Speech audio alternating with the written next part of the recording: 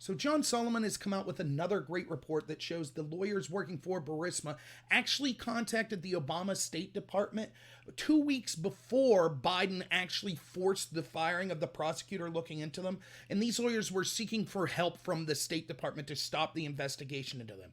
Now, there are a lot of names and people connected to this scandal, and I think it's going to be real important to just break down exactly what we know and what's happened. So, remember, Hunter Biden worked for this company, Burisma. Burisma was the largest gas company in the Ukraine. It was owned by who we're told was a corrupt oligarch named Zlochevsky. Zlochevsky was connected to the former president Yanukovych. Yanukovych was ousted, and the United States story is he was a pro-Putin Kremlin stooge, and so he was ousted, and a new president was brought in. When that new president got brought in, they sought to out all of these oligarchs connected to the old president, one of those being Zlochevsky, who owned this gas company. Hunter Biden ended up getting on the board of this gas company and ended up making upwards of $80,000 a month while he worked on board with it. Now, we are told that Joe Biden and the Obama administration and people all over the European Union and the International Monetary Fund, they wanted this prosecutor that was looking into Burisma, that was tasked for it, they wanted that person fired because they were corrupt. The reason they said this prosecutor named Shokin was corrupt was he actually wasn't really looking into the corrupt people like Zlochevsky. So the narrative from the Biden camp that's being pushed by the Democrats and the mainstream media is as follows. Biden, Obama, the Democrats were upset that the prosecutor was not looking into his Joe Biden's son's company hard enough. That's the story that they want you to believe. Does that even pass the smell test? So our vice president is upset his son's not being investigated hard enough. That's what we're being told.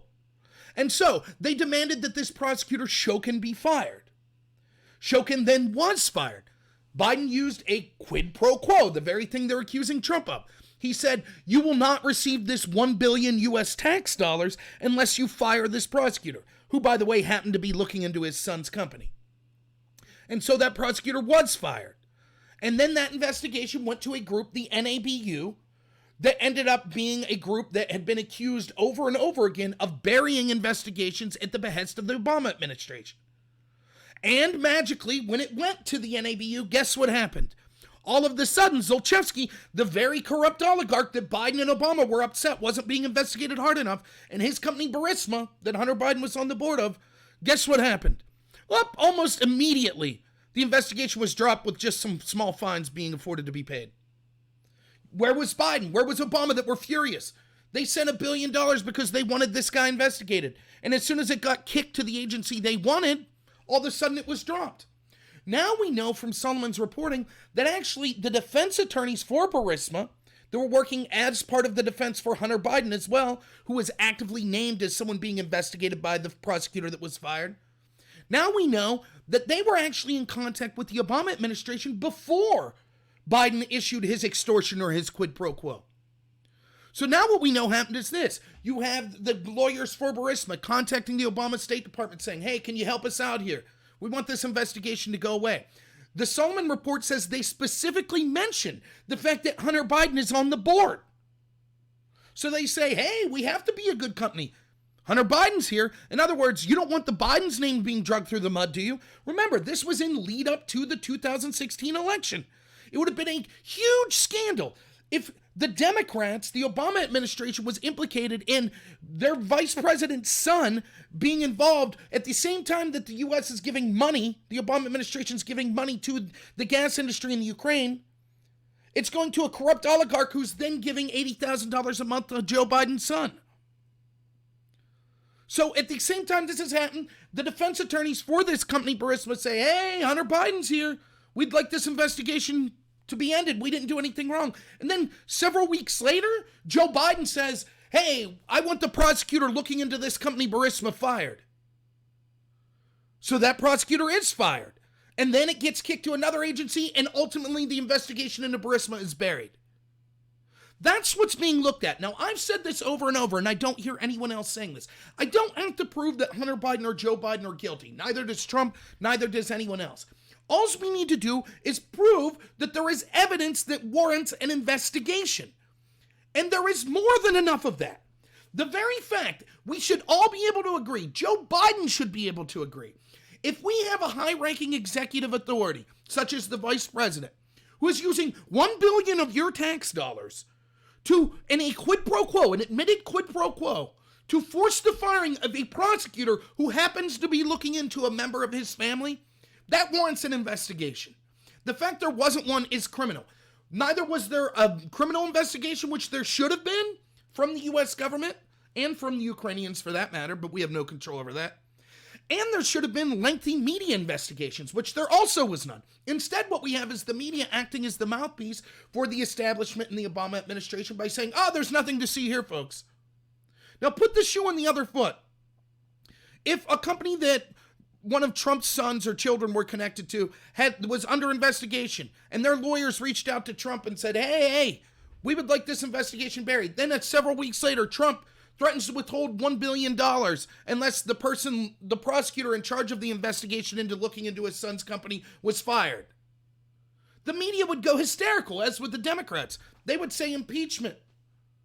But now they're saying that Trump actually wanting to look into that is itself an act that's impeachable. So remember, it seems complicated, but the story's real simple. We now know from this Solomon reporting that the same defense attorneys, by the way, these are from Blue Star, that's the same agency that he reported earlier. These same defense attorneys for Hunter Biden and for Burisma also have been implicated in records showing that they sought to speak to the interim prosecutor. After Shokin, the prosecutor, was fired, they immediately that day reached out to the interim prosecutor. They spoke to that interim prosecutor a week later in person. That prosecutor's note said that they claimed they knew that U.S. officials, i.e. Joe Biden, who were saying that Shokin was corrupt, were actually wrong. That Shokin was doing his job and was looking into Burisma. That's the defense attorneys for Joe Biden's own son saying that Joe Biden lied. Yet still the media pushes the lie. This has all been debunked. Those same lawyers, it turns out, not only were they reaching out to the interim prosecutor the day that Biden forced the previous one fired, but they were actually reaching out to the Obama administration weeks before Biden issued his quid pro quo. Now, the media talks about how, this is asking foreign governments for help in an investigation should be illegal. Even worse than that would be asking foreign governments to bury investigations into your family because it could hurt you politically. That is an example of political interference. You could have political interference from a foreign country by asking them to get dirt in your opponent, or you could have political interference by asking them to bury dirt into you. The Democrats, the Obama administration, and Biden specifically sought to have the prosecution into his son buried right before the 2016 election.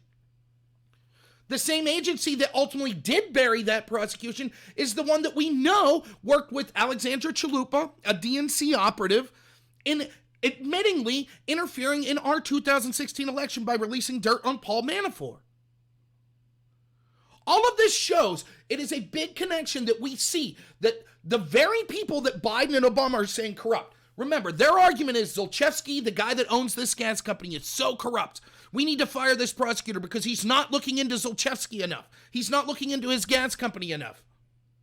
And then that gas company that they're saying corrupt, they're listening to their lawyers, having meetings with them, and then they're forcing the firing of that prosecutor, and then ultimately it goes to an agency connected to them that buries the investigation. And for some reason, now Biden and the IMF and all the people at the EU and all the people at the Atlantic Council that were told over and over, it was okay for Biden to issue his quid pro quo because everyone said, the Atlantic Council said that that prosecutor was corrupt.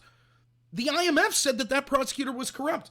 Yet they didn't say a word when Zlochevsky was ultimately let go with a slap on the wrist once the investigation got to the people they wanted. Almost as if their intentions was never to have Zlochevsky actually brought to justice. It was to make sure it went to an agency that would do the opposite, that would bury the investigation. And the proof's in the pudding. That's exactly what happened, and Biden and Obama have never spoken up about it. They claim we couldn't give this $1 billion to a country like Ukraine if they had corrupt prosecutors that were burying corruption. Yet that's exactly what happened. Once they forced the firing of this prosecutor, that's exactly what happened. Trump had every right to look into this. He had every right to try to contact Ukraine. That's his job as a member of the executive branch, to enforce laws. What bigger example of breaking the law is there than the previous administration, the top levels of it, using $1 billion of their tax dollars to bury investigations into their family? And the fact that the media seeks to cover this up just is another example of how corrupt they are. So I'll be doing more on this coup attempt as time goes on. So please like and subscribe if you haven't already, and give me a follow. Please, if you can, recommend me to some other people. I'll be trying to put videos out daily. So thanks, everyone, and have a good one.